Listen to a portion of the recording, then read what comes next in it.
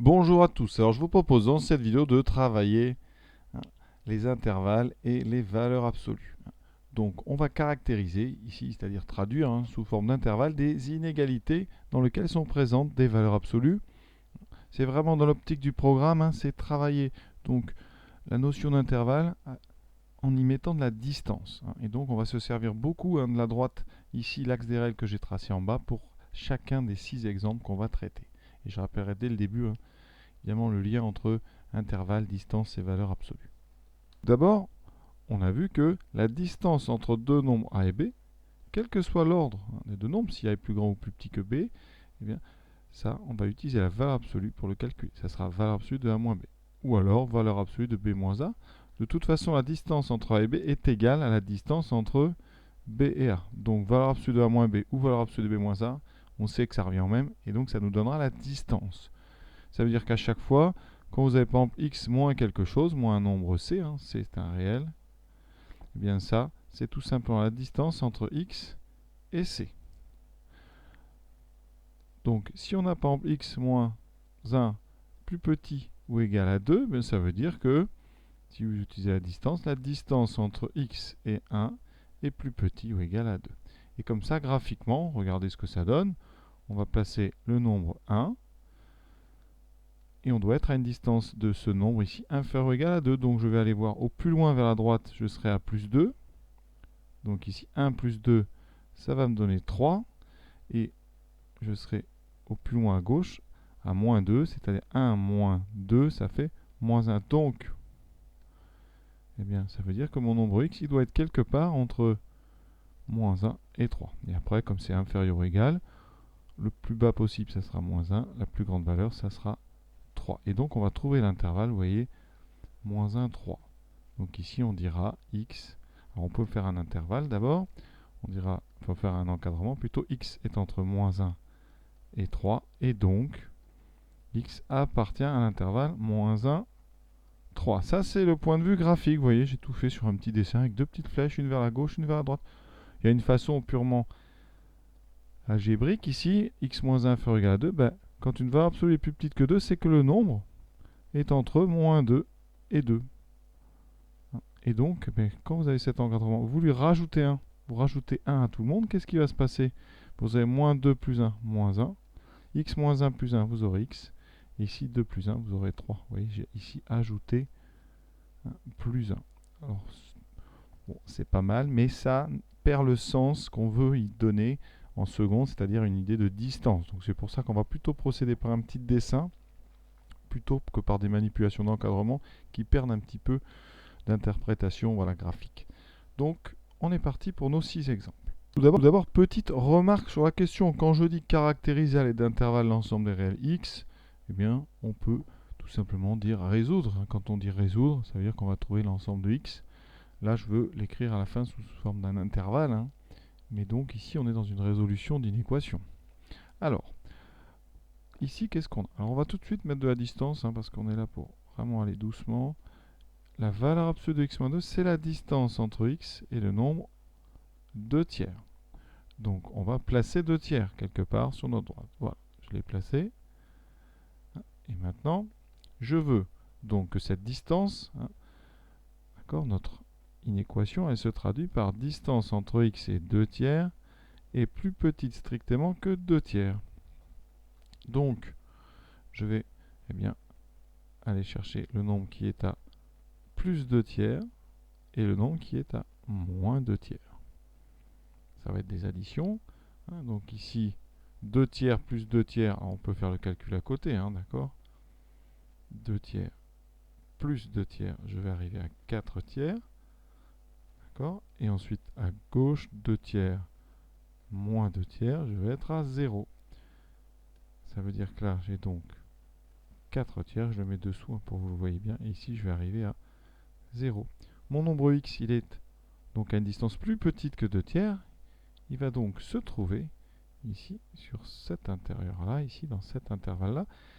Comme c'est du strictement plus petit, et bien ici, on va mettre des crochets ouverts. On ne doit pas prendre ni 0, ni 4 tiers, parce que si vous avez bien compris, 4 tiers et 0 se situent à une distance exactement de 2 tiers. La distance entre 0 et 2 tiers est égale à 2 tiers. Et moi, je ne veux pas que ce soit égal puisqu'on a un symbole strict. Donc, on va prendre un intervalle ouvert. Ça veut dire qu'ici, la réponse qu'on va donner, c'est donc x. Alors, si on met un intervalle comme j'ai fait tout à l'heure, x est donc entre 0 strictement et 4 tiers. Et donc, avec un intervalle, on aura donc x appartient à l'intervalle 0, 4 tiers ouvert. D'accord? Pour ceux qui veulent raisonner juste avec la petite astuce, alors valeur absolue plus petit que 2 tiers, ça veut dire que x moins 2 tiers est entre donc moins 2 tiers et 2 tiers. Et ensuite, il faut se débarrasser du moins 2 tiers qui est dedans, donc on ajoute partout 2 tiers. Ça ne changera pas l'ordre. Moins 2 tiers plus 2 tiers, 0. X plus petit que 2 tiers plus 2 tiers, 4 tiers. Voilà, on retrouve bien sûr le même encadrement. Deuxième exemple. Alors ici, dans la valeur absolue, on a x plus 3 demi. Nous, on a appris à transformer des soustractions quand on a la valeur absolue. C'est la distance entre A et B. Mais il faut dedans une soustraction. Donc, l'astuce, c'est qu'on va faire apparaître une soustraction. C'est que x plus 3 demi, ce n'est tout simplement que x moins 3 demi. D'accord? Et x moins 3 demi, c'est donc d'après le cours la distance entre x et moins 3 demi. Cette distance doit être inférieure ou égale à 1. Donc je vais placer moins 3 demi. D'accord?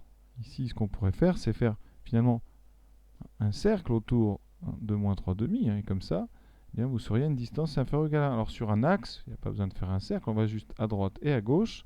Alors, si on est vers la droite, donc je vais faire des flèches toujours de la même couleur, rouge. Donc ici, je vais rajouter donc 1 en allant vers la droite et je vais enlever 1 en allant vers la gauche. Je vais obtenir les deux bornes de mon intervalle. Donc, alors c'est des fractions, moins 3 demi plus 1. Alors je vais faire ça à côté, moins 3 demi plus 1, ben vous savez que ça fait moins 3 demi plus 2 sur 2, donc moins 1 demi. Et moins 3 demi moins 1, ça fait donc moins 3 demi moins 2 demi, donc moins 5 demi, c'est-à-dire moins 2,5. J'obtiens donc ici, alors, moins 1 demi, je vais les mettre dessous, pas moins 1 demi, si c'est moins aussi, moins 1 demi, et là, moins 5 demi. Et donc, je dois me trouver eh bien, entre les deux, puisque je suis à une distance inférieure ou égale à 1. Et vous avez bien compris, au niveau des deux bornes, on est exactement à une distance de 1. Mon intervalle ici, mais il va être fermé parce que j'autorise la distance 1. Et effectivement, la distance entre moins 3 demi et moins 5 demi, elle est bien égale à 1, puisque j'ai enlevé 1. Et ensuite, distance entre moins 3 demi et moins 1 demi, elle est aussi égale à 1. Donc ces deux nombres, les deux bornes, je dois les inclure. Je mets donc un intervalle fermé. Ça veut dire ici, pour être clair, que x est compris entre moins 5 demi et moins 1 demi. Et en termes d'intervalle, x appartient à l'intervalle fermé, moins 5 demi, moins 1 demi. Fermé, ça veut dire que moins 5 demi et moins 1 demi sont inclus. Troisième exemple avec un strictement plus grand. Donc ici, on va commencer de la même façon. On va traduire notre soustraction ici en distance. C'est la distance entre x et 2 qui doit être strictement plus grande que 1. Donc le nombre important, c'est 2. Et on va déjà trouver les nombres qui sont à une distance de 1 de ce 2. Donc je vais rajouter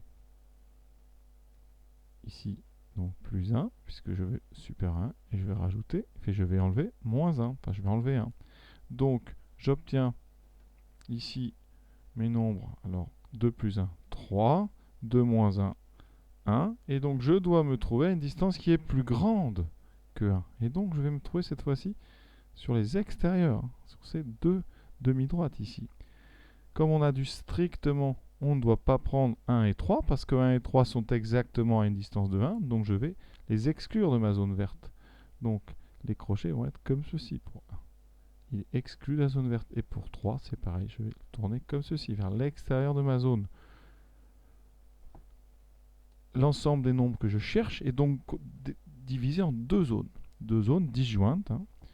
Ça veut dire ici qu'en termes d'encadrement, eh bien, on va avoir recours au symbole union. x, il va appartenir donc à moins l'infini 1, ouvert, union 3 plus l'infini. Donc il est soit plus petit que 1, soit plus grand que 3. Et si on veut des inégalités, là, on va devoir écrire donc x strictement plus petit que 1 ou x strictement plus grand que 3. D'accord? Donc c'est un petit peu plus difficile puisque eh bien, notre solution, c'est deux intervalles qu'on ne peut pas réunir sous forme d'un seul puisqu'ils sont disjoints.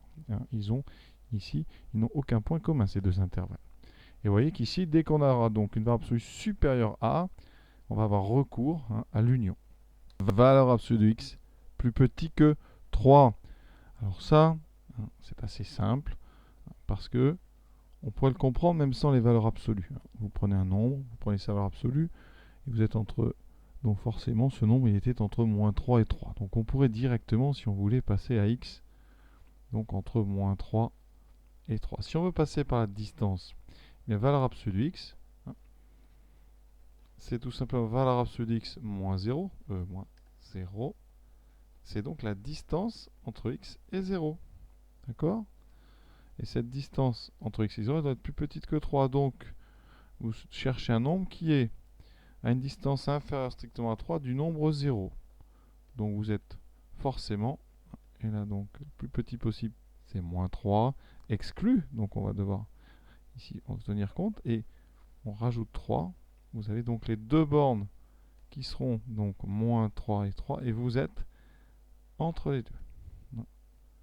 Et comme on a strict, vous êtes donc sur des crochets ici ouverts.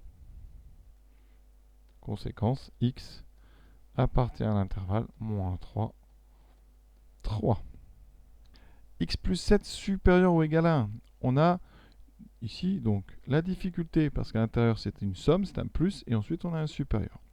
Alors d'abord on règle l'histoire de somme. X plus 7, c'est x moins 7. D'accord? Conclusion, et bien ça je le traduis. C'est la distance entre x et moins 7. Elle doit être plus grande que 1. Je place donc mon nombre moins 7. Je vais rajouter donc 1 et enlever 1. J'obtiens deux nombres. J'obtiens ici donc moins 7 moins 1, moins 8, moins 7 plus 1, moins 6. Et je dois me trouver une distance plus grande que 1, donc en dehors de ces deux nombres. Ça veut dire que je vais être soit plus à gauche de moins 8, soit plus à droite de 6. En termes de crochet, ici, vous voyez, j'ai un supérieur ou égal. Donc, j'ai le droit d'être à une distance de 1 de ce nombre. Donc, j'ai le droit d'être en moins 8 et j'ai le droit d'être en 6. Ça veut dire que moins 8 et 6 et moins 6 doivent être dans la zone solution, la zone verte. Je vais donc orienter les crochets vers justement cette zone ici, vers la gauche ici, par contre ici, vers la droite.